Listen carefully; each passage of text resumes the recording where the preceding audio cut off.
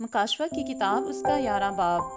और मुझे असा की मानिद एक नापने की लकड़ी दी गई और किसी ने कहा कि उठकर खुदा के मकदस और कुर्बान का और उसमें की इबादत करने वालों को नाप और उस सहन को जो मकदस के बाहर है खारिज कर दे और उसे ना नाप, क्योंकि वो गैर कौमों को दे दिया गया है। वो मुकद्दस शहर को 42 महीने तक पामाल करेंगे और मैं अपने 2 गवाहों को इख्तियार दूंगा और वो टाट उड़े हुए 1260 दिन नबूवत करेंगे। ये वही जैतून के 2 दरख्त और 2 चरागदान हैं जो ज़मीन के खुदावन के सामने खड़े हैं, और अगर कोई इन्हें जर पहुंचाना चाहता है तो उनके मुंह से आग निकलकर उनके दुश्मनों को खा जाती है, और अगर कोई उन्हें जर पहुंचाना चाहेगा तो वो जरूर इसी तरह मारा जाएगा। उनको इख्तियार है कि आसमान को बंद कर दें ताकि उनकी नबूवत के ज़माना में पानी ना बरसे, और पानियों पर इख्तियार है कि इन्हें खून बना डालें और जितनी दफ़ा चाहें ज़मीन पर हर तरह की आफत लाएं। जब वो अपनी गवाही दे चुकेंगे तो वो हैवान जो थागड़े से निकलेगा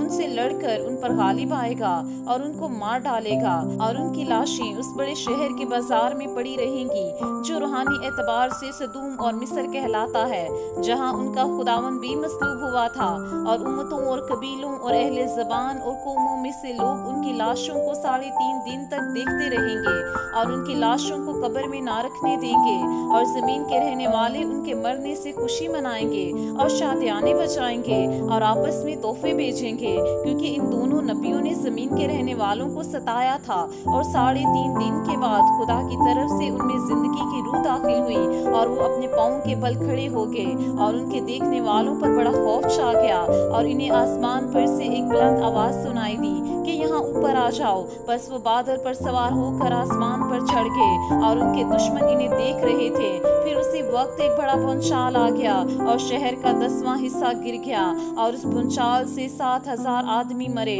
और बाकी डर गए और आसमान के खुदा की तमजीद की। दूसरा अफसोस हो चुका, देखो तीसरा अफसोस जल्द होने वाला है। और जब 7वें फरिश्ता ने नरसिंगा फूंका तो आसमान पर बड़ी आवाज़ें इस मजमून की पैदा हुई कि दुनिया की बादशाही हमारे खुदावन और उसके मसीह की हो गई, और वो अब्दुल्लाबाद बादशाही करेगा। और 24 बुजुर्गों ने जो खुदा के सामने अपने अपने तख्त पर बैठे थे मुंह के बल गिरकर खुदा को सिजदा किया और ये कहा कि ए खुदावन खुदा कादरी मुतलिक जो है और जो था, हम तेरा शुक्र करते हैं क्योंकि तूने अपनी बड़ी कुदरत को हाथ में लेकर बादशाही की और कौमों को गुस्सा आया और तेरा गजब नाज़िल हुआ, और वो वक्त आ पहुंचा है कि मुर्दों का इंसाफ किया जाए और तेरे बंदों नबियों और मुकद्दसों और उन छोटे बड़ों को जो तेरे नाम से डरते हैं अजर दिया जाए, और ज़मीन के तबाह करने वालों को तबाह किया जाए। और खुदा का जो मकदस आसमान पर है वो खोला गया और उसके मकदस में उसके अहद का संदूक दिखाई दिया, और बिजलियां और आवाज़ें और गरजें पैदा हुई